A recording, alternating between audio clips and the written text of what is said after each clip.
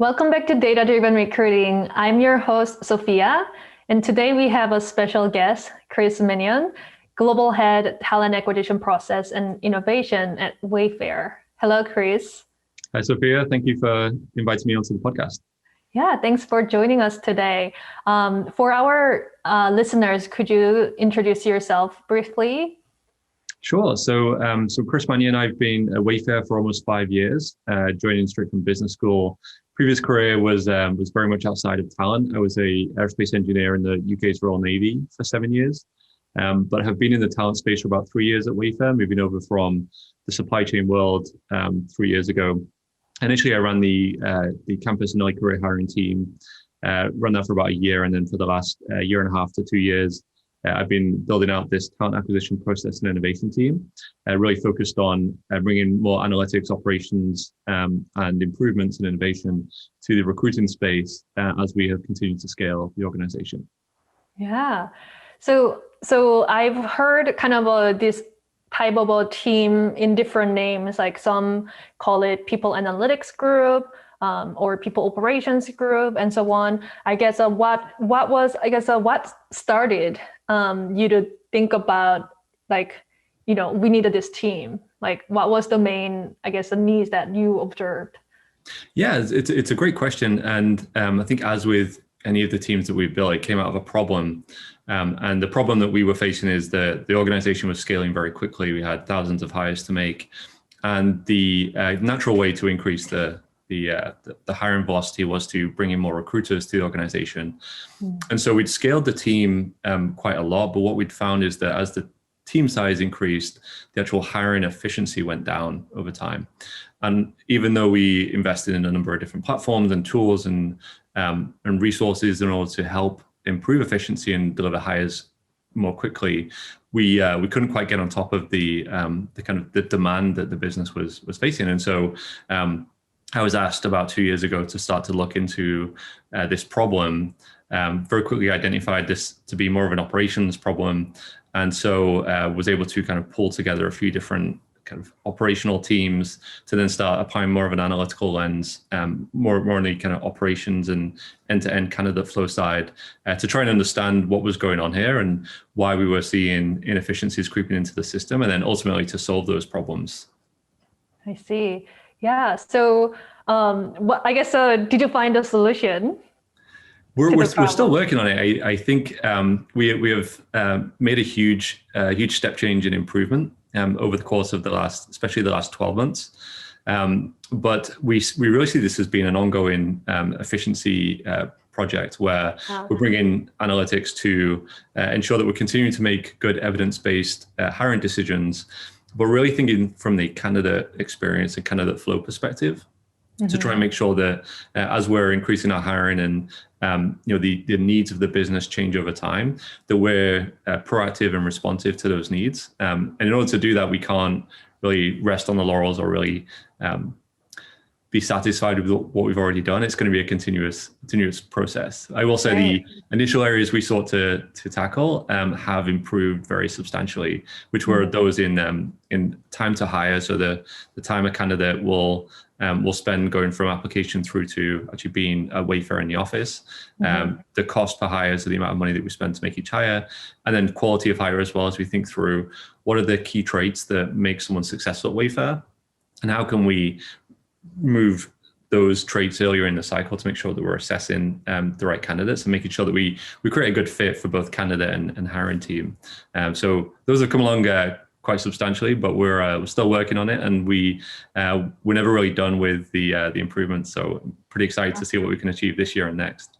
Yeah, and then as you mentioned, it's a continuous pursuit, and then also there's a new business, challenges as you grow. So there is more things to work on. You kind of already touched upon some of the key metrics, which I was going to ask you about, because as the very analytical driven team, I was wondering what are some key metrics that you focus on. And one thing that kind of really is I think what I hear from a lot of people is sometimes the definitions or how we measure certain metrics are not necessarily well defined, even within the same organization. So could you share a little bit more about, what those metrics mean at Wayfair and to your team, and how do you define those? Of course, yeah. So as we were designing and building the team, we wanted to make sure that the metrics that we had were visible to everyone, actionable at an individual level, but also aspirational enough that we were actually going to have to change the way that we did our day-to-day recruiting. And so the framework we used was the objectives, key results, the OKR framework. And we set that very early on. And the headline metric that the recruiting team was using was number of hires per recruiter per month as kind of a baseline to understand, how efficient are we as an organization. But what we realized is that they were great for a purely numbers-based metric. But what we wanted to do is actually get into the weeds of, are we actually hiring the right people? Are we satisfying our stakeholders? And we consider our stakeholders to be candidates that are coming through. We want everyone to have a great experience. The hiring managers who we're working with to make sure that we're building teams effectively for them.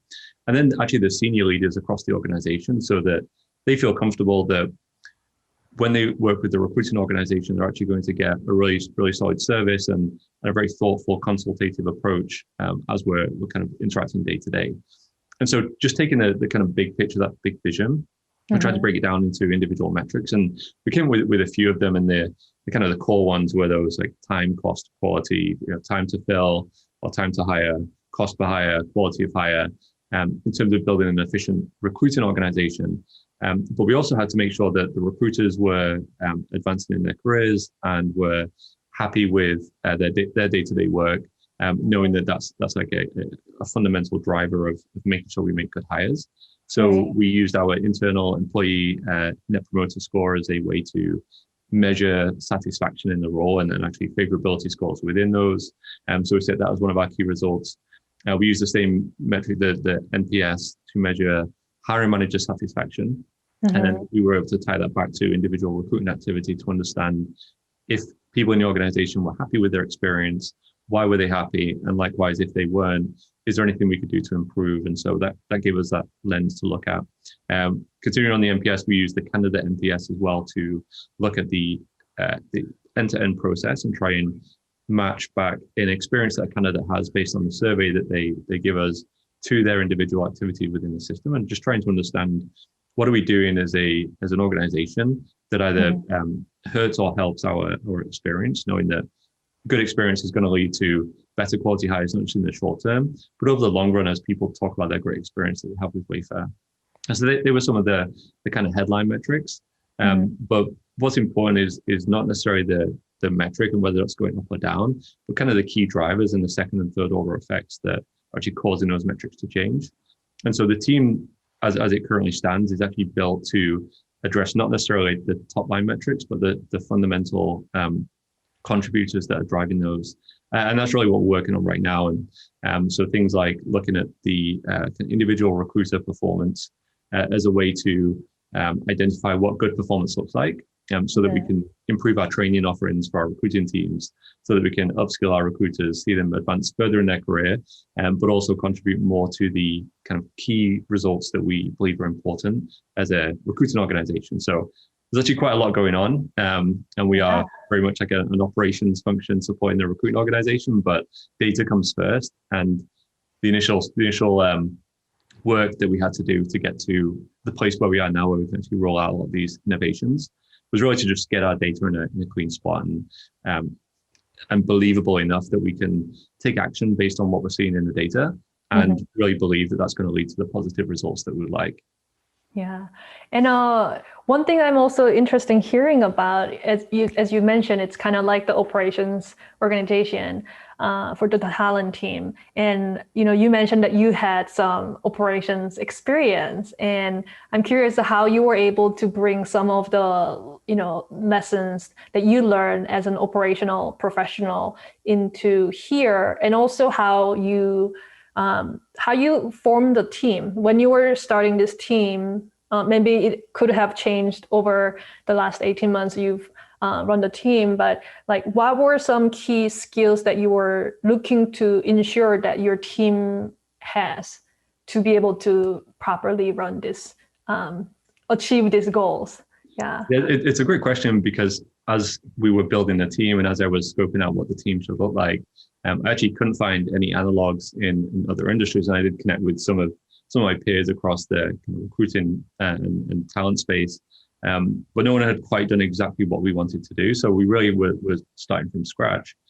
And the way that we approached it, or the way that we were kind of looking at scoping the team, was to think about it as a kind of an operational analytics team focused on continuous improvement. So I was very much biased toward my engineering and operations background, and really thought about the problem being a process flow where we were looking at individual candidates coming through our recruiting system and trying to understand where were the bottlenecks in the system and what was causing those bottlenecks.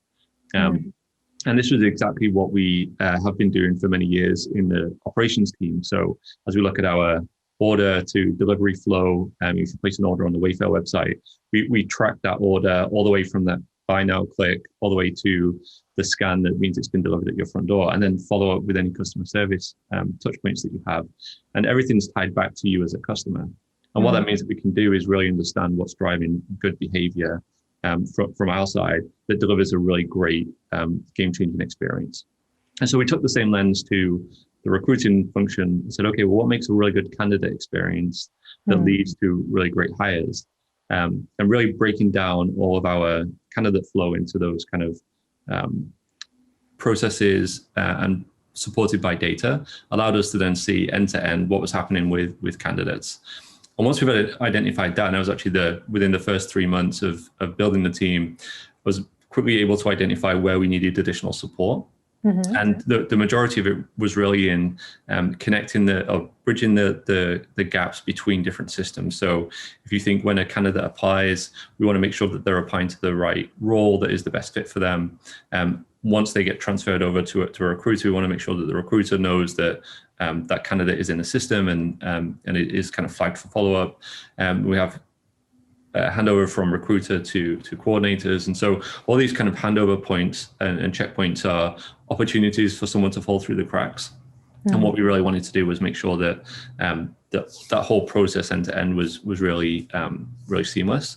And so bringing that operations theory, the theory of flow and constraints, and thinking through our end-to-end recruiting system as more of like a supply chain or an assembly line, where we wanted zero defects and we wanted it to be high quality.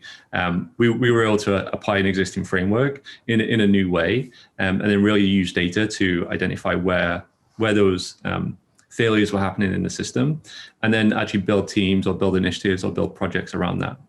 And a good example, one of the first projects we actually launched was looking at one of our channels was to increase the number of product manager hires. And anywhere in the tech industry, product is a role which is in very high demand, and that's certainly the case at Wayfair. And as we were looking at the product management pipeline from a candidate perspective, we really started at the jobs page. So if I'm a candidate applying for a product management role, what do I see? And I go into the website and I see 70 different product manager roles, and each one is a little bit different. But then from the lens of knowing what happens in the recruiting, on the back end on the recruiting side, we know that certain of those recs are close to being finished because the candidates in their final stages are pretty strong, and we know someone's going to go to offer, and we know someone's going to hire. Some of them have just started, some of them are high priority, some of them are low priority, and actually many of them are similar enough that asking a candidate to self-select into which they are the best fit for is potentially not setting them up successfully. So actually what we did, we ran an experiment, and we said, okay, if we just get rid of these 70 recs and just have 4, and actually have the recruiters match a candidate to an open rec based on what we know the hiring manager is looking for, and based on the experience of the recruiter who knows what a good candidate looks like, can we actually improve that application to hire ratio? Can we move people through the system faster? And can we actually increase hires per month in a time of year that we actually would normally expect to see them go down? And what we found is we had about a 50% increase in hires per recruiter by adopting this process. And we actually found it was actually less work for recruiters to do, because they were really able to almost source from these candidate pools of candidates who'd self-selected in based on experience level, instead of having to filter or transfer candidates across because the profile is not quite right. And so that was kind of an example of really just taking the candidate perspective, using an experimental approach, coming up with a hypothesis and testing that hypothesis. And then once we found out that that was the case, we then applied that to other requisitions or other profiles, and really that kind of kickstarted a lot of the early stage initiatives that we have launched. Great. And I mean, having such a very like powerful improvement and impact would definitely also get a lot of stakeholders to also buy into this process and wanting to do more.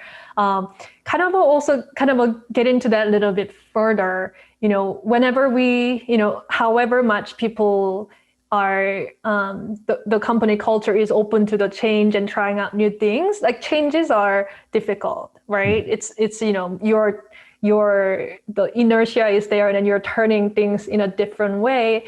How did you, I guess, introduce this talent process and innovation team into the overall talent function? And I guess, and also set us the stage, like how many recruiters were there when you were trying to actually introduce the function, and how did you make sure that it can be a smooth change as possible? Yeah, so it's a great question. I think you're right that you really have to have the culture of innovation already present within an organization.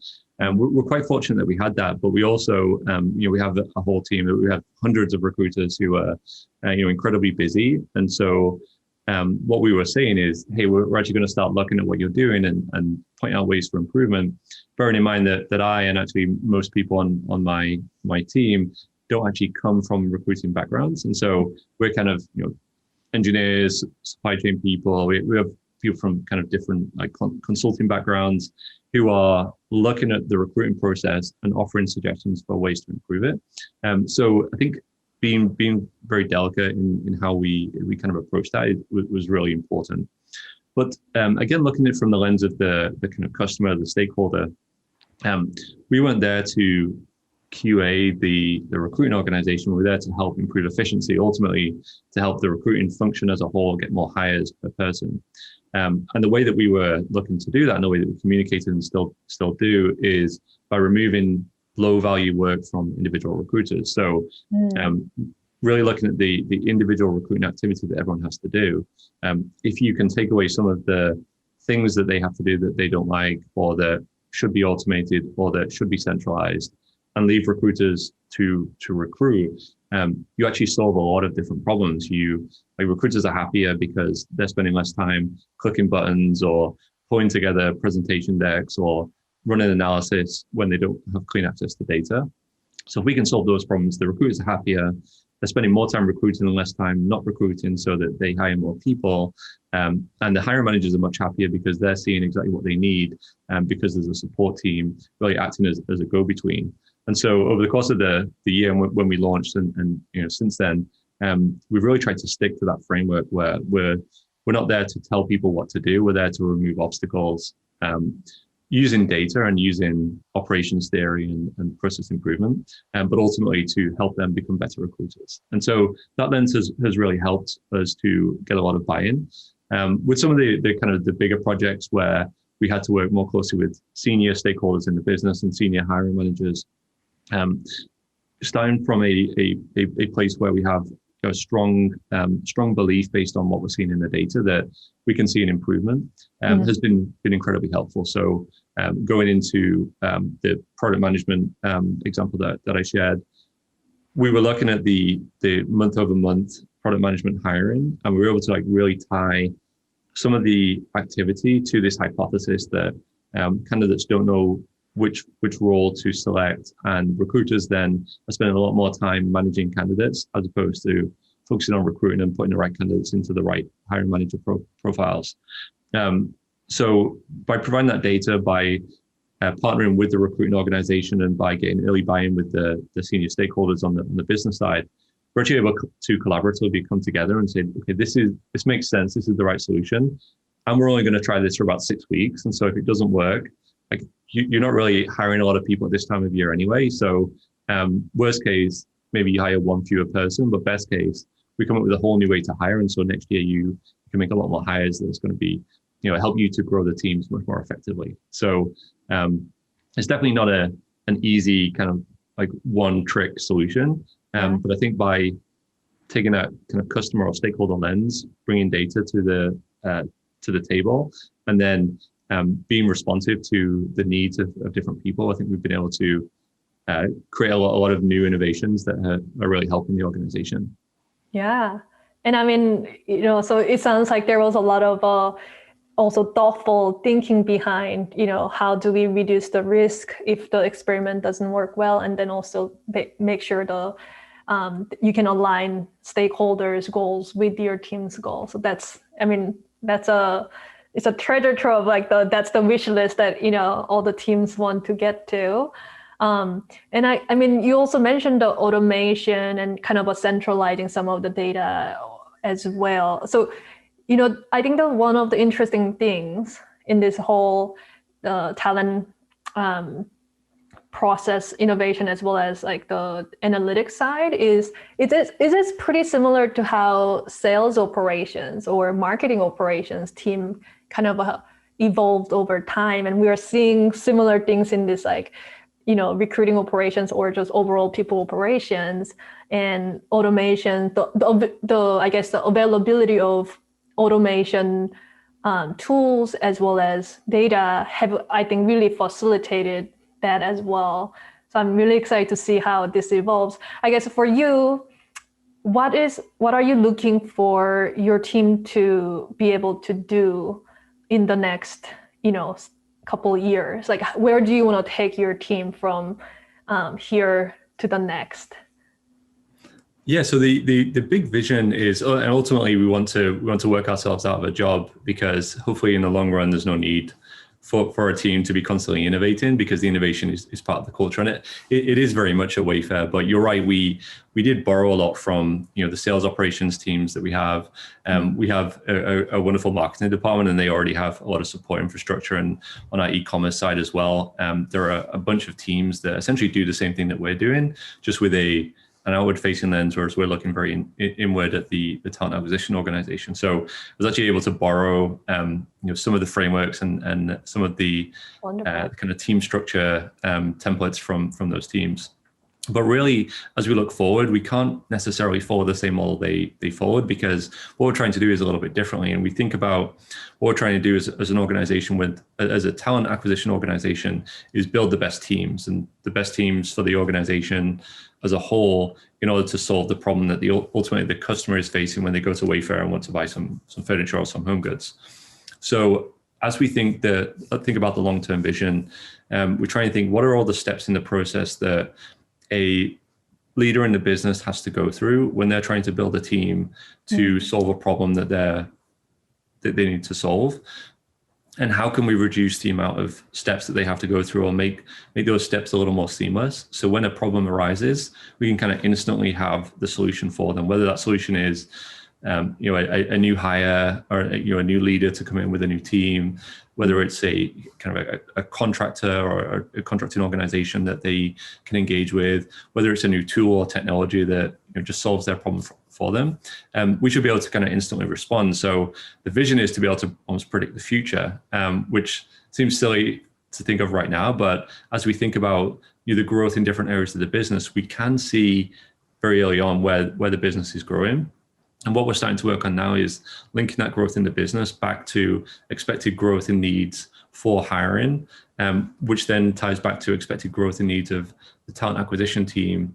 And so we're trying to think, how do we best support that by ensuring we have the right systems in place in terms of making sure that we hire new recruiters as early as possible, that they have a really great onboarding experience that allows them to go straight into their role and actually start delivering against the needs of the business, and really moving away from making hiring more efficient to really building teams more effectively, which will require a whole bunch of different kind of data-driven approaches, really focused around, are we hiring the right person, and when should we hire them, and what is the right approach to kind of get that person into the organization. So a lot of really exciting things to come. a little ambiguous because we're going to continue with this test and learn approach where we have a hypothesis, we're going to test it, we're going to get some information, and then we're either going to kill the idea or we're going to grow it and expand it into new areas. So it's a pretty exciting time, and we are just in a situation now where we spent 12 months building out the data infrastructure, building out the tools to provide more self-service capabilities, and really just getting a handle on what we don't know. So we're at this point now where we're going to reach an inflection point and start to launch a whole bunch of new initiatives that are really going to help the business leaders in the organization to build their teams more effectively. Yeah, great. Well, thank you so much for joining us today again. It has been really interesting to hear about your experience and how you approached in building this team and growing this team. This is a fascinating topic. Thank you. Thanks, Sophia. It's been a pleasure and a privilege to get to talk about this. Yeah. And thank you for listeners as well for joining today. And for more tips and insights on data-driven recruiting, please visit ddr.codesignal.com. We'll see you next time.